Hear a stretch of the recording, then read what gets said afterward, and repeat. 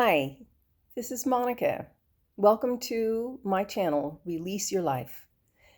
Tonight, I wanted to visit with the idea that I picked up from listening to Suleika Jaouad.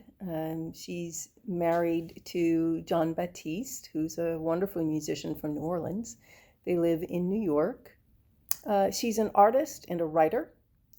She had the interesting and difficult experience of contracting leukemia right out of college and spending, the time from she was maybe 22 to the age of 27, basically living in hospitals. So she is now 28, 29, 30, trying to go through the years after being in remission, trying to recover what she thought her life was going to be. And she commented something that really struck home with me, that we spend time sometimes, those of us who have had really substantial difficulties in our lives, basically allowing the past to keep us hostage, or put differently, using the past to keep ourselves hostage to the idea that there was some magic thing we were supposed to be, and we have to strive now to figure out how to go back to being that, and feeling like there is no way to go back to being that. It really struck home with me because I have done that. I have really chosen at various times in the past to define myself by certain difficulties I've had. Everything is a reference point to that, and that experience is a reference point for everything else. That's not intrinsically necessary based on history. It's not the history, it's not my past that's doing that to me. It's me actually choosing to hang on to that past, maybe because I don't really know who I am anymore without it. It's an interesting question. It's an interesting thing to try to sort out. But it's important for me to sort it out, I'm sure, because otherwise I don't know how to move on to becoming who I could be today.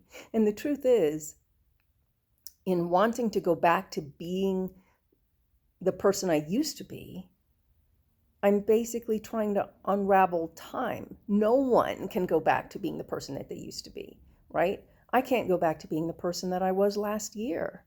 Never mind the person I was when I was 8, right? That person literally doesn't exist anymore and should not exist anymore. If that were a reasonable reality, more people would live it, right? Can you imagine? The only equivalent I come up with is a very sad one, and that is to imagine adult people who are 20 and 30 and 40 and 50 years old, but whose mental capacities got stuck at 2, 3, 4, 5 years of age, right? And they're having to go through life with the mental capacity of a child, which is hazardous in this world. There are plenty of people and plenty of simple environmental circumstances that they're not equipped to handle. So going back to being somebody you used to be isn't, now that I think about it, I've decided, at least for me, it's not a valid desire.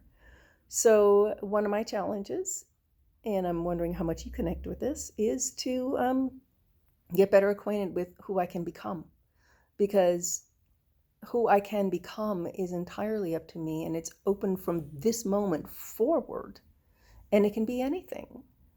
I'm not necessarily blocked from being anything else. Every good thing that's ever happened to me has a strong influence on who I am and who I could be.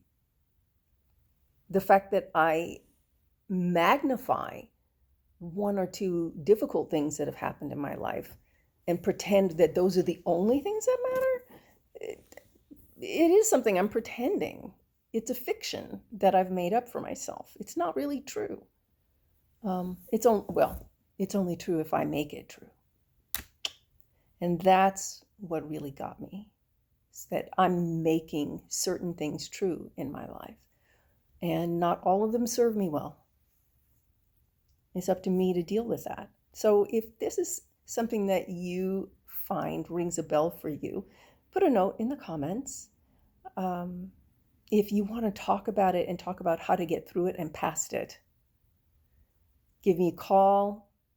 I'll put a link below so that you can book some time with me, and I will help you walk through understanding what you can do with that experience to make it leverage instead of a hindrance. Just the same as every good thing that's ever happened to you. It's simply leverage for how you can become the next you that you're supposed to be in the best way possible.